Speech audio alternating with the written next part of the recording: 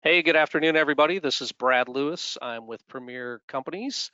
We are happy to have you on the call with us this afternoon. Appreciate everybody taking time out of their busy schedule. Just a little housekeeping before we get started here. If you have any questions today, we want you to fill those out in the questions section of the GoToMeeting webinar box that you have there in front of you. So any questions, we'll address those at the end of the call. Sean was sharing with me this is going to be a quick call. Doesn't last as long as some of the others, but it's definitely one of the ones that you're probably going to get the most out of because it really dives into how to uncover the sale and using the confidential needs analysis forms. So want to go ahead and get started and introduce Sean. So Sean is a managing partner and an investment advisor as well. He's a managing partner of Integrity, I should have said. He's also leads the team at Brokers International, who's a partner office of ours and that we coordinate a lot of our life and annuity sales with. So they are definitely an asset to us and to you as well. So, but want to introduce Sean Ruggiero. He's our presenter today, and looking forward to hearing what he has to say. Thanks, Sean. We'll let you take it away. All right, Brad, thank you so much. Appreciate it as always. And I will jump right into it. The last one was a bit long, but I have always felt it's valuable. This one is every bit as valuable, and it's conveniently a little shorter, but it starts to tie everything in that we've learned. All right, so we've learned about the LARC, the Life and Annuity Resource Center that has been set up by Premier in conjunction with Brokers International to help agents out. We've learned about asking the golden question, right? Ask that golden question and you'll unlock the ability to help people with annuity sales if they do have something that they can self-insure with, if they do have assets. Or if they don't, you can look at using an IUL or a whole life policy to provide some of those things. But here's where we're going to get into the details of what is called the confidential needs analysis and really help you understand what's going on and lean on that LARC to double your income. All right. And that's not hyperbole. That is actually what you can do. And we're going to show you how. So I've gone through this a few times, so I'll be very, very quick. I am a managing partner, as Brad said. I do like to point out that I have a securities license. And why do I point that out? It's not for my ego.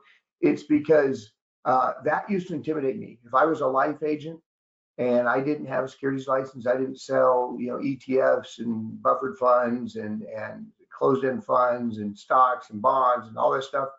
I felt like, man, those people knew way more than I did. But when I show you what you can do with life insurance and what you can do with annuities and how to execute that, I'm showing you as a fiduciary. It's by law, I have to do what's in the best interest. So I wouldn't show you something that was self-serving or a commission grab or because I wanted to go on a trip to Bermuda, right?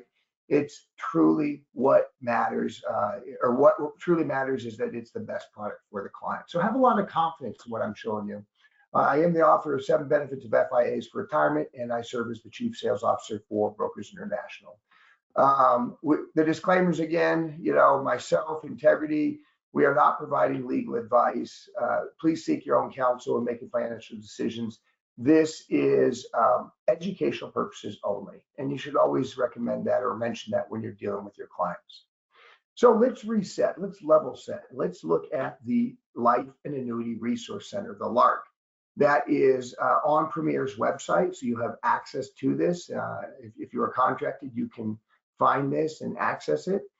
And we've talked about all the different sections here, but I want to review one, the financial inventory. Now, it's called financial inventory because that's a generic name. Hey, Brad, you know what we called it even more generically was fact finder, right? It's a fact finder. I've seen really bad fact finders, as I've told you, and I've seen good ones. Over 21 years of doing this, the good ones are the ones that are the shortest and simplest and ask the right questions. Why? Because no one wants to go through an arduous task, whether you're the client or the agent, to uncover information. And 2, when you start asking too much information, right? Too much information, especially about their securities, their stocks, their bonds, you're starting to get into a different realm of business, right? You're starting to get into some financial management where you possibly need a securities license. So When we have financial inventory, if you click on it here, we're going to now highlight what is on this financial inventory and why it matters. And then Brad, the cool thing is this dovetails perfectly into the final presentation next week, which is also a fairly short one and really explodes the opportunities here. Now, I want to take a quick second to mention something. I know a lot of agents are heading into annual enrollment. I can't stress this more. Some of you, well, everybody's different, is what I'm learning. From the principal down, from the agent up, everybody's different. Some people are very comfortable working on this stuff during annual enrollment. Some people are working 70 hours a week just to keep up on annual enrollment. What I'm recommending is this: use the questionnaire, the confidential needs analysis for every appointment. And legally, there are some situations where you can't sell something else. I'm not advising you to. I advise you to ask the questions and even submit the scenarios. And then when you do come up for air, then when annual enrollment is closed, you could contact these people again. You could contact them. You could call them and say, Brad, hey, I know we delivered everything for your Med Sup plan or your Med Advantage plan. And keep in mind, I'm fairly ignorant on the micro details of those products. But I wanted to ask you something. Brad, when I did sit down with you, you said that you do not currently have any long-term care insurance, which makes sense because less than 5% of people your age do, yet statistically more than 70% are going to need it. Well, we have a couple of things that might serve as solutions for that. Would you like to get on a Zoom call, or would you like to sit down and talk? Brad, does that make sense? Like this doesn't have to be tidal wave sale. This does not have to be now you have a daunting task of doing annual enrollment and you got to go sell a bunch of annuities in life or else you're going to miss your opportunity. This is, as long as you ask and document the correct questions, you have got a license to help people and license to make money when your time frees up. Brad, does that make sense? Am I being clear enough with that? Yeah, you are. That's perfect. I mean, it definitely gives them the opportunity to put it aside and follow like the postseason game plan book. Yeah. Make a list of the people that qualify or that you want to see again after the season's over, if that's the case for you. That's exactly right. That's exactly right. So these last two presentations, this one and the one after, really kind of tied together in explaining the confidential needs analysis and then showing actual solutions and why. So here's an actual picture of the confidential needs analysis. It's a bit small, especially when you're almost 50 years old like I am. So we're going to blow it up and look at it section by section. All right. This first section is general information gathering. So we're gonna gather every piece of information that we would need, including everything that we would need for a life or annuity submission. All right, if we're going to go on the LARC and submit something, Brad, if you're going to write life insurance, if you're going to quote an annuity with lifetime income benefits, wouldn't you need to know their age? Yes, it's a rhetorical question. Don't you want to know if someone's married or not? Absolutely. And then how about children and grandchildren? I'll tell you what, and I've said this in a presentation earlier today, you want to sell me something, tell me how it helps my children, right? I am a sucker for them, especially my daughter. So tell me how it helps my children. And I wouldn't know any of that if I don't ask these basic questions. The next section we have is the extended care section. Now, this is asking a very literal, and you could say near rhetorical question. Near rhetorical question. Well, what the heck is that? Well, a rhetorical question is one that you already know the answer. A near rhetorical question is one that you know the answer almost all the time. And that is this very first question. Do you own a long-term care insurance plan? See, we're being very specific with that. Do you own a long-term care insurance plan? Because if they do, fantastic. They've prepared for it, and chances are they didn't just buy it yesterday. Right? Chances are they bought it when they had some disposable income, were planning ahead, and they've gone through the underwriting, and people don't cancel their long-term care insurance plans. That's great. But statistically, according to LTC.gov, 96% of people you meet with will not have a true long-term care insurance plan. So we ask that near rhetorical question because we want it to be front of mind. But then notice at the bottom, we're going to for lack of a better term, we're going to dogpile on that a little bit. We're going to push on that a little bit because we want to be visible. We want to start to explain to the client, get them thinking, even though we're not going to sell a long-term care policy right here, even though we're not going to sell a alternative solution right here, we want to get them thinking and we want to capture what's in their mind, right? How they feel about that. So we're going to say what's at the bottom here. Listen, Brad, most people, some studies have been done that, but most people have 4 concerns regarding long-term care. They want to remain independent. They want to have choices. I guess those are kind of linked. They want to be able to protect their assets. They don't want to have to spend everything down, excuse me, just to compensate for paying for long-term care. And a lot of people would like to stay at home. What are your concerns? Do any of these strike a bell or strike a chord? Ring a bell or strike a chord? Are any of these something that you find concerning? And Brad, you know you'll get a lot of times? Not necessarily how they feel specific to them, but how they feel specific to what they have gone through, right? Think about that 65-year-old and think about their parents who they just had to take care of, take time off of work, spend money, pay for a nursing home, whatever it was, liquidate the house. That's what oftentimes comes out. So we want to make sure we understand if they have any empathy or concerns when it comes to extended care. Now we're going to go to the insurance section. This has been brought in for very specific reasons, but the number one reason is because it allows us to ask the golden question. So we're always going to ask someone, do you own any life insurance currently? And I'm not talking about corporate or business owned. That's going to be gone the second that you leave. It's rarely portable. I'm talking about a term or whole life policy. Yes or no? Do you own something? Fantastic question, right? We need to know what they have. I'll give you an analogy, Brad. If I go and go to a car dealership and I'm walking around and a salesperson comes up to me and says, "Hey, want to buy a car?" Right? Wouldn't it be foolish if they didn't ask me what car I currently have or what I currently drive? Heck, they might show me every truck they have in the lot and then realize that I've driven nothing but minivans for the last 12 years. So you've got to ask, do you have life insurance? Yes or no? And is it term or whole life? So we have it right there. Type of insurance, the premium, the amount of coverage. Perfect. But now we have the golden question, right? It's a golden question because whether they say no or whether they say yes, either answer is good because either answer means we can help them. And we ask that golden question, Brad, do you have anything that acts like life insurance? Meaning, are you self-insured? And they say yes or no, but they might ask for clarification. What I mean, Brad, is do you have a 401k, an IRA, a Roth, a CD, an annuity, a brokerage account? Anything that's going to go probate free over to your loved ones when you die. You see, I'm just reading it right from the confidential needs analysis. Yes, I do, Sean, right? I have a $300,000 IRA, or no, I don't. Whatever it is, we document it and we move on. And then the final section is absolutely critical. Now, I've had people ask me questions about this, so I'm gonna lead with it.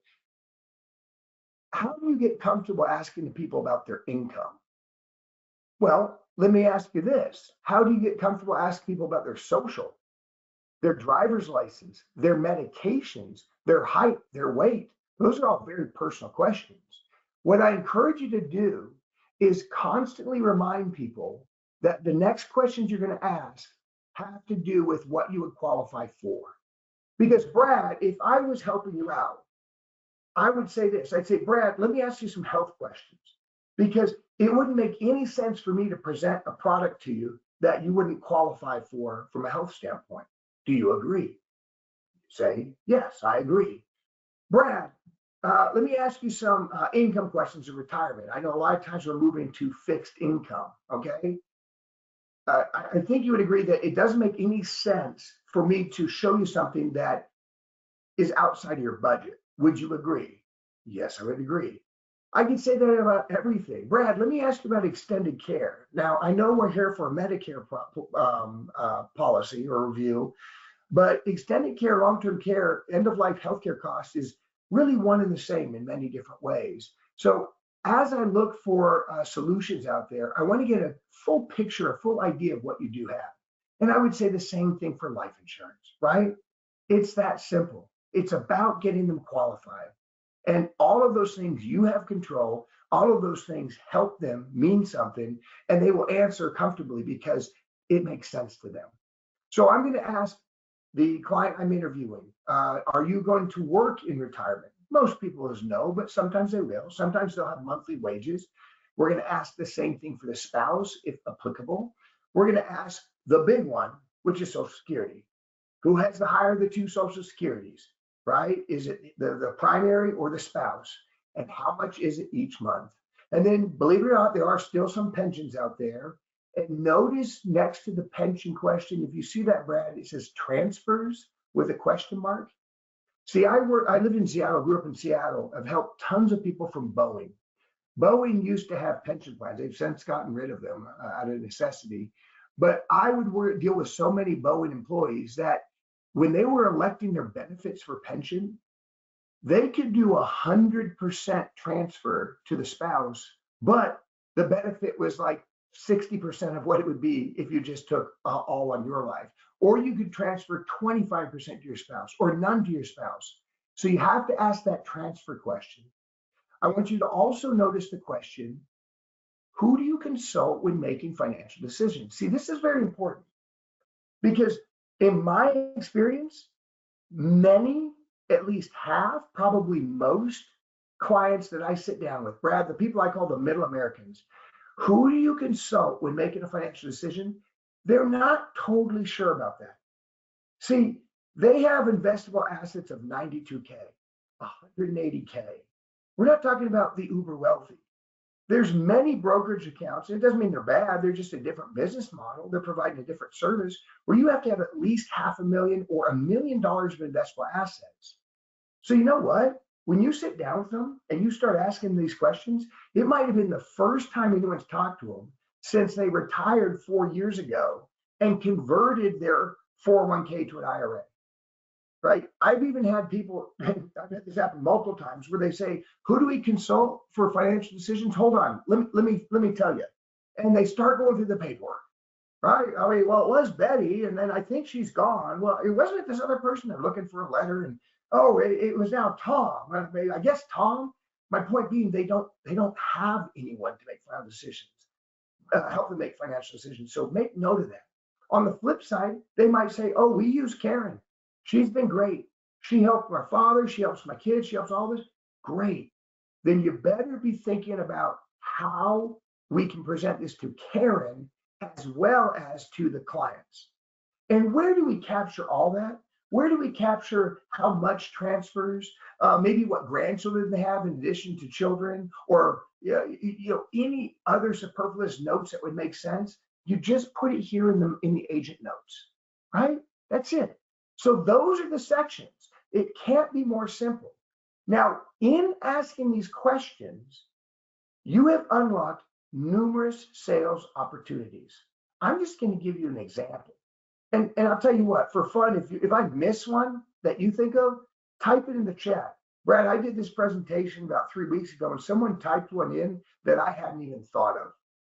That's how numerous these opportunities are when you ask those specific questions. So I'll give you a couple examples. We're going to do really quick rapid fire, 7 of these, just as a review. Brad, what if the client that your agent sits down with, that you all on the call sit down with, answered no to the long-term care question? No, I don't have any long-term care policies. And they answered no to being self-insured, meaning they didn't have an IRA or 401k. Like, virtually raise your hand if that's, a large amount of the people that you sit down with. It's a ton of them. Fantastic. We can offer them an IUL with living benefits, right? Have you ever considered an IUL to supplement your retirement? There you go. It's almost like a choose your own adventure. If you pick this and this, then this is the result. But what if they answered no to long-term care, but yes to being self-insured? They had a $200,000 annuity.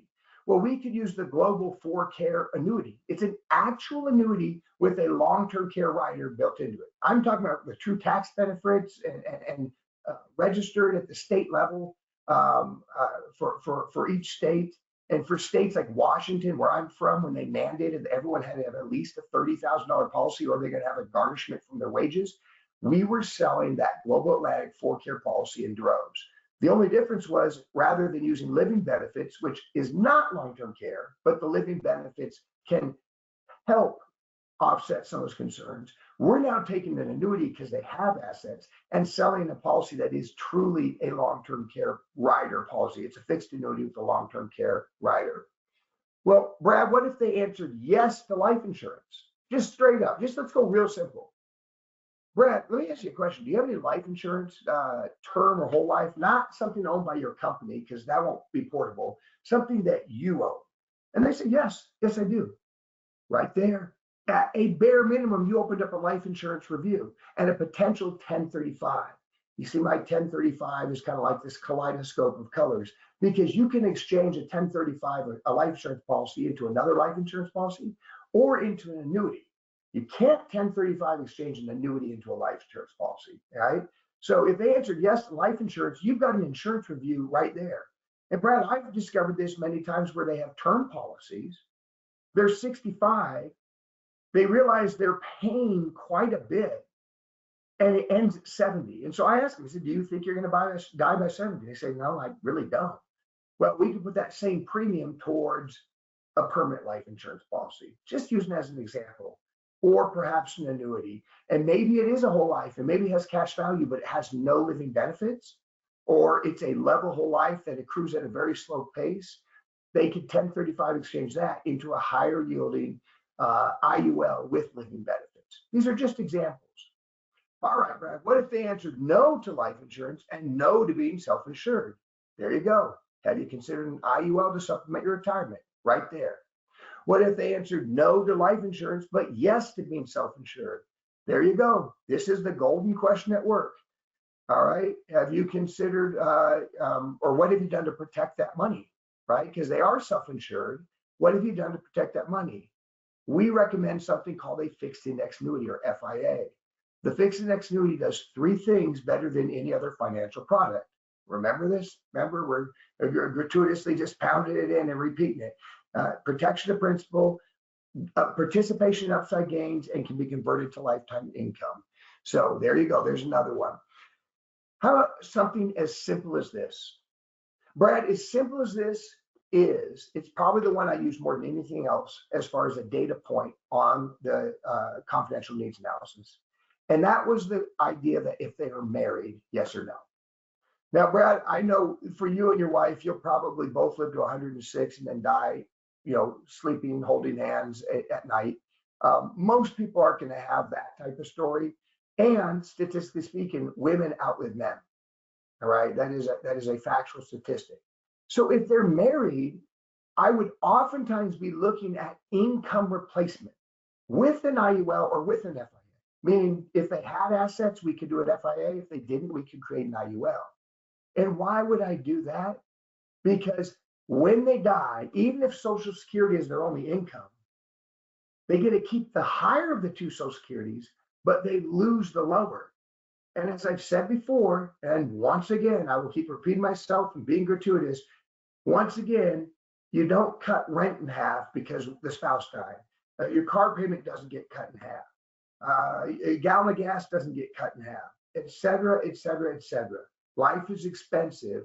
And now this spouse, oftentimes the woman, statistically speaking, there's a reason why 1 of 6 of them, according to the Boston Retirement Institute or Retirement Research Institute, says that 1 of 6 women fall below the poverty line when their spouse dies. We can help that. We can replace that income with an IUL or an FIA. Another simple one, kids. If you have kids, do you want to pass them on a tax-free gift? All right, let's sell an IUL. You want to know a little caveat to that, Brad? I've had clients that are fairly well off. I mean, well off is relative, right? But did you know you can gift $18,000 a year per parent per kid or to whoever you want?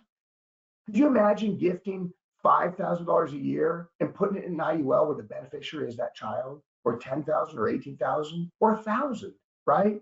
So you're giving them not only a tax-free policy that pays out, but the gift itself is tax-free. And then what if you have assets? Maybe you want to make your kids the beneficiaries. Maybe you want to pay them from the grave. Wouldn't that be cool to have grandkids and show your clients how you can put the grandkids as beneficiaries on an income annuity? And long since, long past, when grandma and grandpa or Noni and Nona died, they were getting paid from this annuity on their birthday, right? Those are the sorts of things you can do. And there's more sales opportunities than that. Now, Brad, are we saying you better memorize this? Like, oh my God, I've had tests in college that were harder than that, or that weren't as hard as this. You don't have to. I'm just tickling your brain. I'm just saying, man, there's so many things that can be unlocked just by asking those simple questions that's on the one and a half page document. What you need to do is just simply send it to the Ask a Specialist. See, that's a beautiful thing. You submit it over securely, include all those notes, all those points that you had. If there's something you don't know, exclude it. And they're going to go up and look at these options. They're the experts, right? So Premier, in cooperation with brokers, has securities agents, they have license agents, they have people with certifications and designations who do this all the time. And they're going to go ahead and pick the best product or the best solution for what's ailing them. And that's why it's real critical, and this will be the last thing I say on that. That's why it's real critical to always put in the agent notes what you're finding out, right? Maybe long-term care is a hot button. Maybe helping their spouse not lose income when they die is the hot button, or maybe giving money to the kids or the grandkids is the hot button. Ask the questions, write them down, use the confidential needs analysis, and the resulting sales opportunities are almost endless. So we submit that off. Let's review the double your income steps. Number one, download the confidential needs analysis at the LARC that Premier has set up for you. Ask the golden question. Well, ask all the questions, but especially the golden question every single time. Don't let anyone ever intimidate you. Don't ever assume that you shouldn't. Put your needs last. Put your ego last. Ask them the golden question every time. Submit all scenarios to the LARC. It doesn't cost you a dime. Let the back end office do your work for you. And then you will start to become the expert through tacit learning, to learn by doing, right? Just go out and execute what is shown. And then your goal, and I promise you, if you do those first three things, here's the result. Your goal is to write one annuity per quarter and one IUL or whole life per month. And that's how we double our income. So Brad, as I told you, this one's a little quicker, but I think it's very powerful because it's starting to tie this stuff together. And hopefully there's some agents. I know everyone, 100 people on, half of them are going to zone out. But for the other half, I hope they're getting excited and they're going to go to your LARC site and download the financial inventory and read through it once. Practice it. Know what the questions are, because you are unlocking a gold mine. Thanks, Sean. That's awesome. And just to talk a little bit about the LARC and where it's located, I want to make sure everybody knows where that's at. This is Do you want me by to far unshare the screen, Brad? Would that help? Yeah, sure. Okay, so I think that stopped sharing. Okay. Yeah, let me get it pulled up here real quick. All right, are you seeing my screen there? Yep, we see it. All right, so you're seeing the Premier website. And I'm going to get this out of the way because I think you're probably seeing this too. You still seeing our website there, Sean? Yeah. Okay, perfect. Perfect. So it's up in the agent portal here. So you just go to the agent portal and you're going to enter your Premier ID. So this one's mine. Let's see if I can remember what my password is.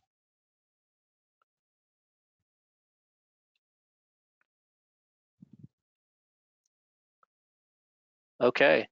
So then this is everything but behind the agent portal here. And it's just the second button on the left here where it says Annuity Resource Center. You just Awesome. click on that and that opens up the LARC for you. So it's real easy to find and it's very accessible. So anybody that's been on our portal, it's really easy for you to get to.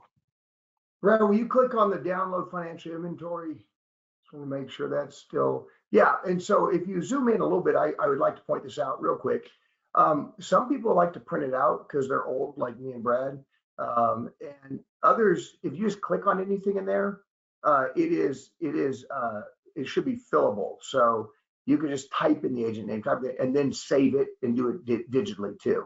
And I've had people who even just submit that to the Ask a Specialist. So I don't know if that was made clear, but that's a convenience to some people, I think. So I just want to point that out. No, that's great. Yeah, fillable PDFs are great. We don't have to learn how to read people's handwriting that way either. So that's very helpful. Yeah. Because I know mine can be pretty ugly sometimes. So Yeah. yeah, it's a great process. The Lark really brings it all together. The Ask a Specialist is key. Like Sean said, make sure you submit all your cases through the Lark. And the reason we want that is because the security behind it is great. Everything's secure. It's a way for us to communicate information that possibly you normally wouldn't share through other means, and definitely makes it easy for our team here and our support team to help you get a solution for your clients. All right. I was going to go into the questions, see if we have any questions right now. I don't currently see any in the questions section. Let me just double check the chat, make sure I didn't miss anything there. Nope, don't see any questions at the moment, Sean. So that means you did a great job. So I know you mentioned we're going to do our final webinar next week, but I think it's actually the week after that, if I remember right. You're right. I'm not there next year. Thank you. This is why I always call you in a panic and say, when is the next webinar? Because I apparently have an inability to remember. But you're right. That's right. 2 weeks. And next week is Mutual of Omaha. Is that correct? We're actually doing it the final week, or the week after your final Okay. one. So that next week is off. So we'll send out an invite next week for the following week's webinar. And then we are recording these as well. So if you need a refresher, just want to hear it one more time again, which if you're like me, that's going to have to happen a couple times just to make sure I get it all right. It gives you an opportunity to capture those 7 opportunities that Sean pointed out, and think of many more that you will along the way as well. So we will share the recordings also, and make sure you reach out to your team. So on the life side, we have Kathy and Kelly that can help you out with the Lark. And then on the annuity team, we have Shad and Shay. This series is focused really on life insurance part of it, the IULs. And then we're also going to dive into indexed annuities as well, a little deeper as we go along too, and do that with Sean's down the road. So. But yeah, that's it for today, Sean. Thanks again for joining us. We appreciate it. Thanks for having me. Have a great week. If you need anything, just let me know. Thanks, Brad. Will do. Thanks everybody for attending. Have a great day.